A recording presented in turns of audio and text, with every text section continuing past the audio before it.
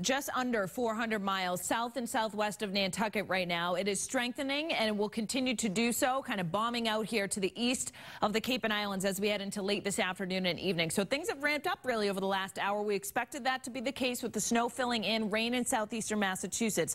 Wide range in temperatures too. Low 40s, P-Town, Hyannis, 38 in Bedford, and then you flip over then the other side of that rain snow line. We're in the low 30s and even 20s from Boston to teens in Worcester. That'll play a huge role in terms of consistency of the snow, wet pastier at the coast, and then fluffier through the interior.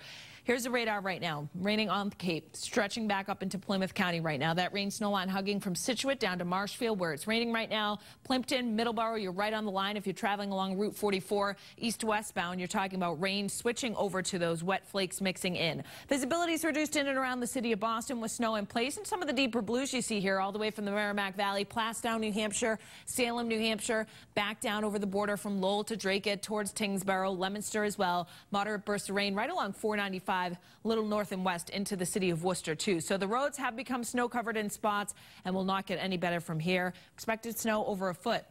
Worcester to Boston, a lot of eastern Massachusetts here.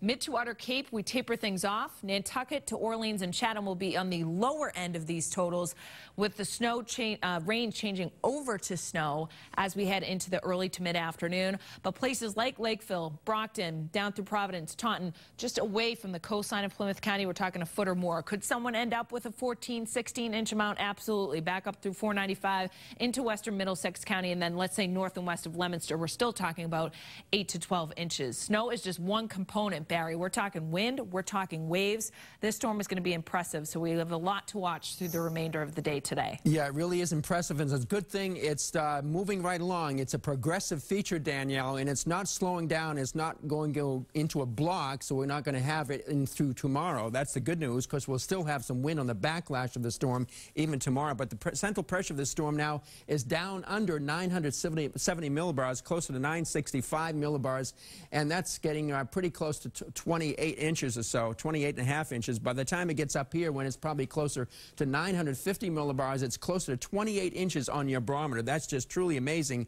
An incredible pressure drop in 24 hours. Usually we consider bombogenesis about 24 millibars or so in 24 hours, but this one's going to be approaching 50 millibars, double what we would normally get to satisfy the criteria for the definition of bombogenesis. Here's Boston here. There's the storm there. These are lines of equal air pressure, and the more there are, the stronger the wind. The tightly packed they are, we get lots of wind. You can see they're pretty tightly packed here. It's like what we call a very tight pressure gradient.